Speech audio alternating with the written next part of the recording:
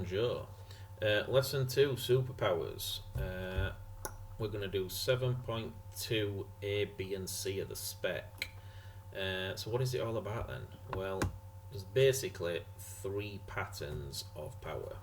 Alright, unipolar, bipolar and multipolar. So we're going to have a look at different examples of those, and it's a bit like a history lesson. So if you look, we'll go from 1850 all the way to really present day.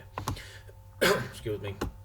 We're going to look at something called NeoColonialism, which might not make sense if you don't know what it is, obviously, and which pattern of power is the most riskiest in the world. So which one are we most likely to kind of get war?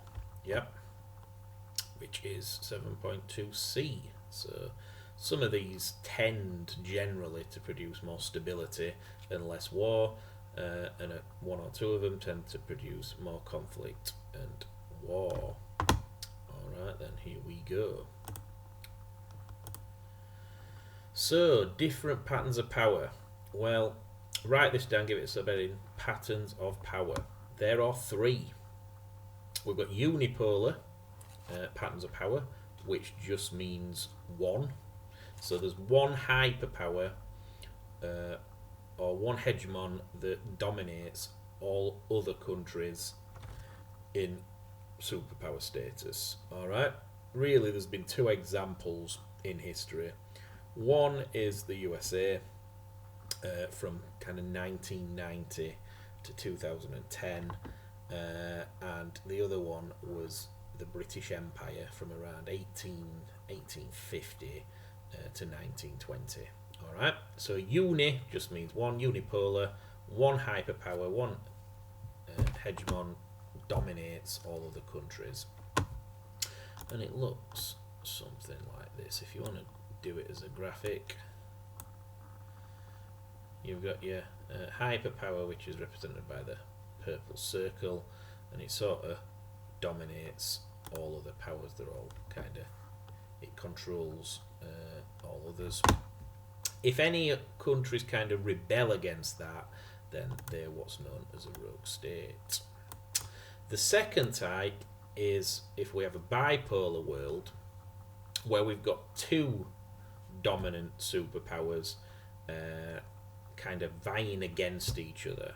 Alright, so a good example of this in the past is the USA versus the USSR. And I say versus because they are opposing ideologies. So for instance, I'll be very quickly with this, but the USA's ideology of a capitalist, free market, democratic kind of society and economy opposes the USSR's way of doing things, which was more communist, and everything was controlled by the government in a dictatorship. Alright, the other little kind of circles that you see are where each one of these opposing superpowers controls or makes alliances with other countries. Alright, so sometimes they might be kind of fighting a proxy war where they fund or back another country to fight either the opposing superpower or another country that's made an alliance with the other superpower. And the third one is a multipolar, which just means lots, several, numerous superpowers or emerging powers competing for power in different regions. Alright, tends to be also spread across the globe, and this is kind of a bit messier. It's a lot more complex. You've got interactions between different countries in different ways. Some are economic interactions, some might even be kind of hostile military interactions. You might be using diplomacy, using IGOs, for instance, to get things done. So there we go. So you need to understand the three different types of power. Alright, unit, bipolar and multipolar. Right then, let's start with this bit of a history lesson. you could do this on a timeline if you wanted to, or kind of some kind of flow diagram. From 1850 to 1920, good example of a unipolar world where the British Empire and British kind of imperial colonialist rule dominated, or was the most powerful force in the world. All right, so we had a hegemony, we had one hyperpower. Couple of facts and figures, bit of evidence that kind of backs this up. Well, in 1919, 1920, the British Empire ruled 20% of the world's population and a quarter of the world's land area. And that's my phone buzzing, I do apologise. It had a massive navy, a royal navy, which was vital to maintaining that power. Yep. So I think we talked last lesson about the Blue Water Navy. Yeah, and it was by far and away the biggest and most powerful navy in the world. Why is that important? Well, if you think of like its colonies that was in different parts of the world, you know, it was kind of shipping, trade routes were vital. Yeah, that's what I'm trying to get at. So it needed to protect its colonies and protect its shipping routes. Alright. Have a look at a few. Yeah, I've got some pictures. Let's have a look. Yep. British ship from kind of turn of the last century, 1900, like I said. You know, really powerful blue water navy. What's this? That's actually French colonies, I think, not British colonies. I did have a map of the British colonies. Let's have a look. Oh, I see on this one. Silly me.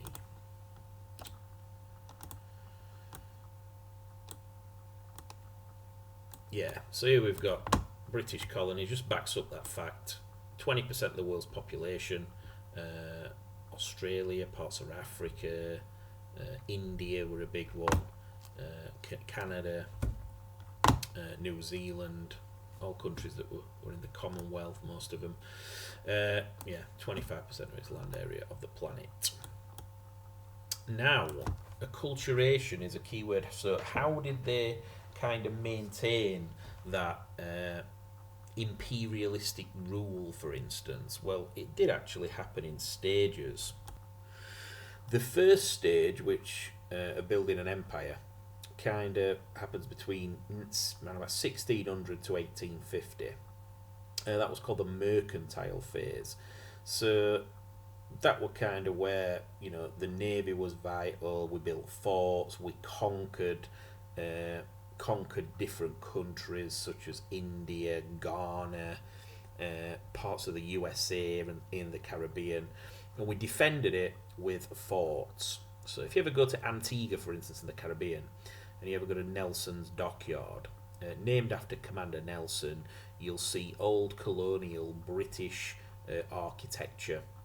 So, yeah, I've actually been there. It's beautiful. But yeah, so it was kind of using more force than anything else, yep, and kind of getting a foothold in the countries.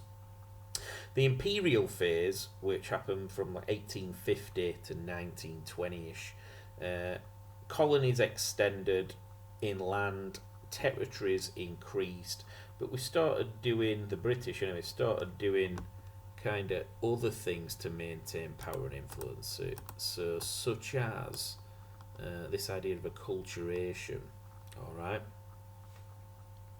where we introduce kind of Britishness,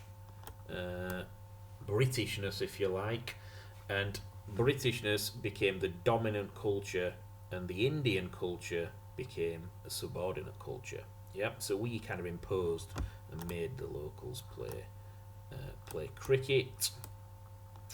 What else did we do?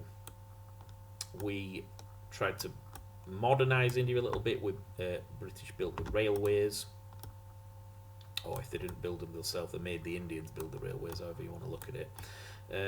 Obviously, railways are crucial to get products and raw materials to port. which the British would have exported maybe back home to Britain. And photograph of the Queen Mother. The British ruled the Raj in colonial India. Even educated Indians would have kind of lower administrative roles, for instance. And there was kind of like a bit of an apartheid where, British civil servants, British officers in the military would be separated from kind of the Indian class, if you like. Yep. So that's one way that they maintain power and influence. What else? Statements of power as well. Residence of, I think it was the chief or governor of Delhi. It's kind of a statement to the Indians to say, look at our power as a British Empire. Acculturation, then, what is it? It's a cultural change imposed by a dominant culture on a subordinate culture. Yep, through shows of power such as architecture, through ruling the Raj, through enforcing the culture of cricket and tea drinking in the afternoon as well. That's what acculturation is, and that's one way of maintaining power and control and influence. The word colonial, if you want to use, or imperialism, I guess, just means the direct control of overseas territories. All right, often by force as well. And the British Empire was at its height of its power in around 1920. Yeah, after that it declined, and a lot of countries in kind of by 1970 had declared independence and left the empire. All right, so that's the unipolar example. From 1919 to 39, a bit more messier, and we've got this multipolar kind of world. A bit messy, and we've got lots of different countries competing for different spheres of influence, all right, geographically across the world. All right, so European countries, it's not just Britain that had overseas colonies. Germany, all right, France, Italy, the Netherlands, Japan. So we're going to look at a few examples. As well as the USA as well. Yep, so kind of, this is not really geographized, but everybody's at it. Yeah, the developed countries are sort of at it and trying to control other developing countries right across the world. So we'll have, there are other examples as well, but we'll have a look at a few. We'll start with, obviously we've seen this map, so British colonies. Yep, 25% of the world's land area, 20% of the population. France. All right, sub-Saharan Africa, parts of North Africa, French Canada as well. Looks like we've got Vietnam, Madagascar. What's this? Israel, possibly by the look. Palestine, yeah, and some islands in the Pacific. French Guyana in South America. So France had quite a few colonies. Obviously, Germany, after the First World War, was kind of reeling. They thought they'd been treated harshly. So you had Hitler's kind of rise to power in in Europe, all right, which led to the start of the Second World War. So, yeah. We've got Italy that kind of had a bit of an empire as well in North Africa, Libya, Ethiopia. So their sphere of influence was a little bit kind of smaller, if you like, more regional, a bit closer to home. But yeah, I think I might be wrong here, but I think Mussolini, the dictator, might have had a part in that. Might be wrong, but I'm sure it was Mussolini. Japan in the Pacific region. Imperialist Japan, again, if you have a look at Japan's empire, again, located a bit more closer to home than the British one. It's kind of easier to maintain power and control because of the geography if it's closer. So again, geography is important to this. And what's this one?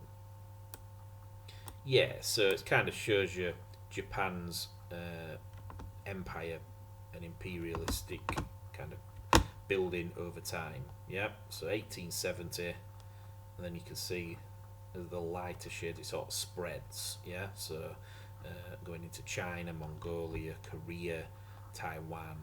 Yeah, so the Japanese had imperialist kind of intentions as well.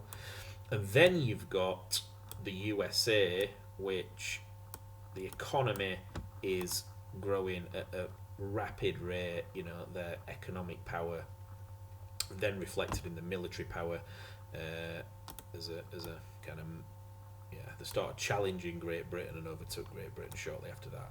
Alright, so we've got lots of different countries competing for power through colonialism and expanding their empires. Obviously, that's going to cause kind of conflict, and that happened between 1919 to around about 39. After the Second World War, from 45 to 1990, we entered a period or a bipolar world, and the two dominant superpowers were the USA and the USSR.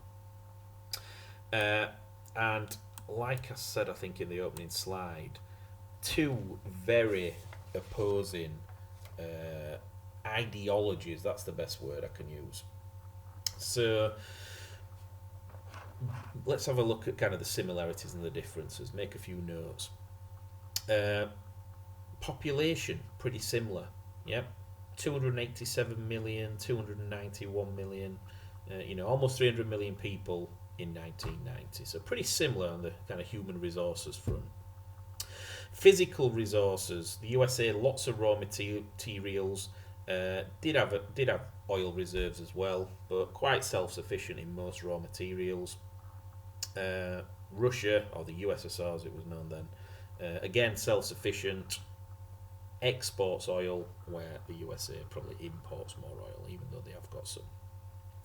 The economic and political systems, that's where the differences are in the ideology. Alright, so the USA believed in a capitalist free market economy, companies, private profits, global TNCs, whereas the USSR were more socialist or communist.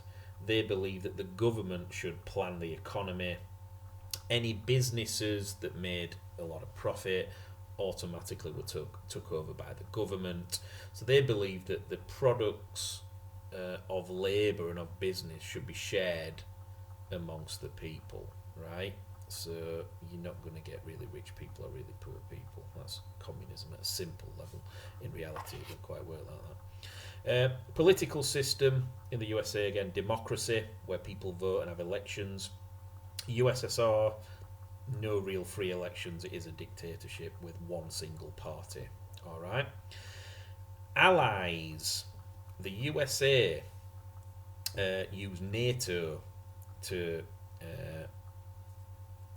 try and improve its military power. All right. Whereas the USSR followed the Warsaw Pact with alliances with Cuba and other communist countries. So this period was called the Cold War, all right? Not because it was cold, but because it was not a hot war. So a hot war would be where there's actually the two countries are actually fighting each other in a war. Yep. So that didn't quite happen. It was more of a standoff between these two opposing ideologies. The USA wanted to stop the spread of communism, all right? Now, even though they didn't fight between themselves directly, they did a couple of different things. All right, one was kind of proxy wars, such as the Korean War and the Vietnam War. And if we have a look at a bit of a map, that might kind of shed a bit of light on it. Obviously, you've got the USA on one side, and you've got the USSR on the other side. So any countries in blue are allies of the United States. Any countries in red are part of the Warsaw Pact, such as countries in Eastern Europe, like Ukraine, for instance, Mongolia, North Korea, Vietnam as well. All right. Right. So that led to proxy wars between. Just make a little note of this. The Korean War, where China, an ally of the USSR, funded and helped arm North Korea, which was communist. All right. South Korea, which wasn't as communist, the USA backed.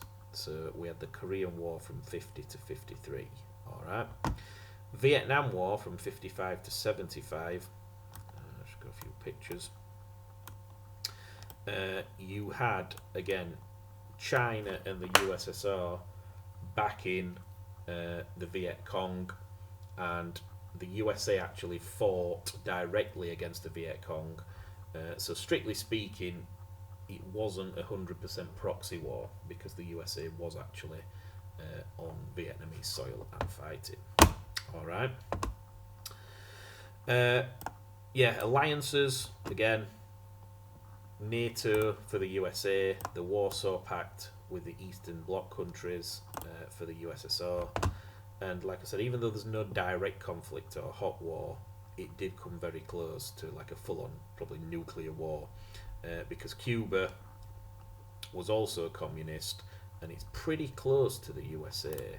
All right, so yeah, it was referred to as the Cuban Missile Crisis, because if you look at how close the Cuba is to the USA, any missiles that either the USSR have in Cuba or have control over, they're well in range of the USA. Yeah, so it almost come to a nuclear war over that kind of standoff, but luckily it didn't. Okay then. So yeah, from 1990 onwards, probably worth saying, from 1990 to 2010, the USA dominated and was the hyperpower. So we went back to a unipolar world. From 2010 to the present day, it's kind of up for debate. Some people think it's more multipolar. Some people think with the rise of the BRICS and China, it's kind of heading for bipolar. But it's definitely, the USA isn't dominating to the extent it did from 1990 to 2010. Alright, so like we said in lesson 1, superpower kinda, it's fluid. Yeah, superpower status is fluid, it constantly changes, it's not static. Alright. NeoColonialism then. So neocolonialism is a period after colonialism where rather than using direct force over colonies, previous colonial rulers will use capitalism, business, trade, globalization, culture to influence a country, often a developing country, to do what it wants them to do. Yeah.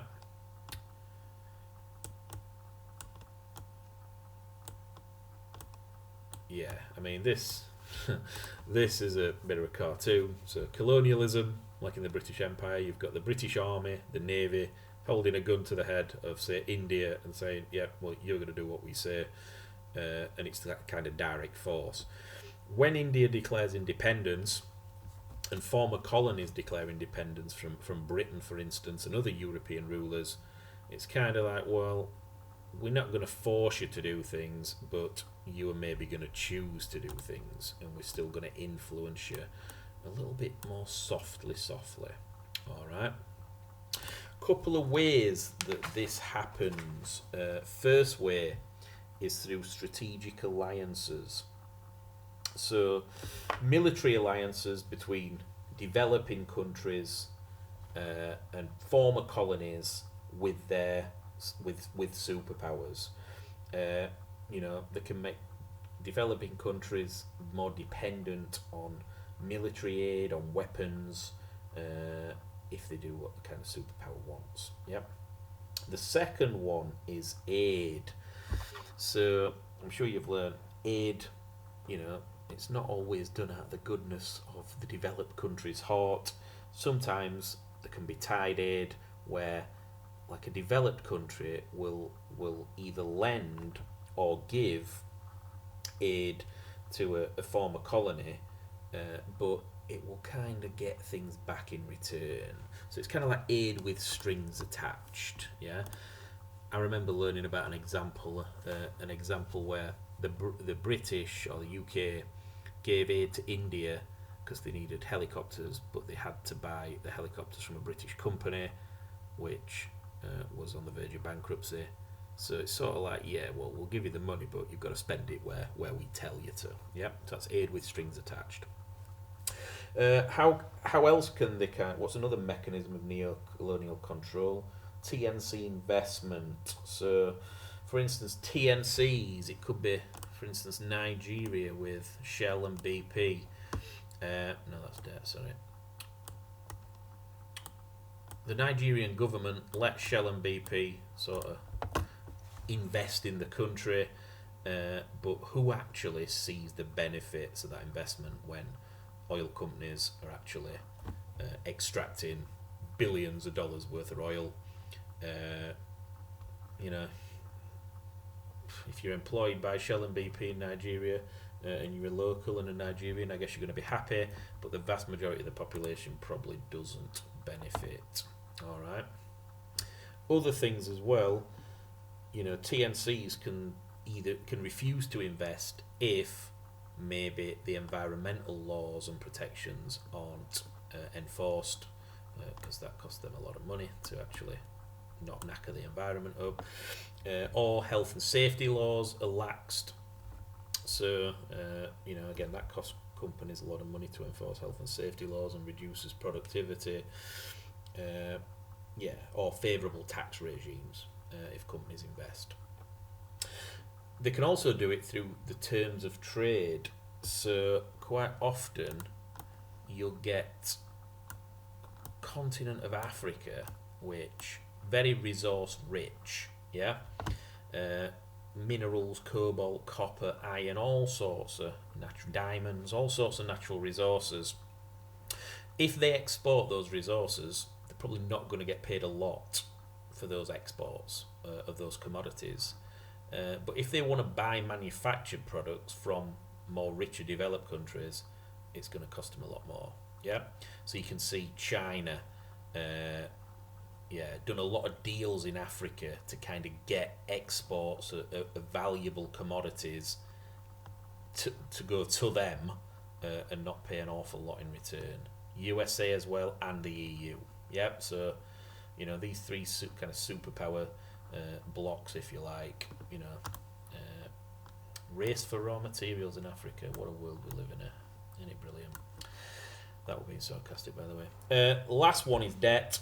So developing countries borrow money from the developed countries, and then they're in debt, so they're kind of like under their rule and influence. Yeah. So the developed countries get them to do what they want them to do. Last bit. Right. Of all the three, then, we've got unipolar, bipolar, and multipolar. Which geopolitical polarity of the three is the riskiest, and which is the most stable? Now, there's no real simple answer. Sometimes in geography it's a little bit messy. So, first of all, if you just want to make notes on the unipolar kind of argument, where we've got a hegemon like the USA from 1990 or the British Empire from 1850 onwards. If you've got the world which is dominated by one country, it sort of appears stable if they don't do anything too harsh, but they've got a problem the hyperpower has got to control a large percentage of the world and its population. So, you're always going to get states that are going to challenge that. Yep. So, and if several rogue states challenge that power and influence, then it's not that stable. All right. Even though the hyperpower dominates. If we have a look at the bipolar argument for stability or risk, then, well, we did have conflict and war and proxy wars during the Cold War, but the two major opposing superpowers never actually, went to war directly with each other. But it did see conflict in terms of the Korean War, Afghanistan, the Vietnam War as well. Yep. And also, an argument against as well is it relies on a lot of these countries kind of towing the line. So if they sign, if for instance the Eastern Bloc countries sign an agreement like with the USSR, then obviously that could kind of break down at any point. So yeah, it relies on the superpower controlling the other countries within that power block. But there has been some conflict with that, obviously.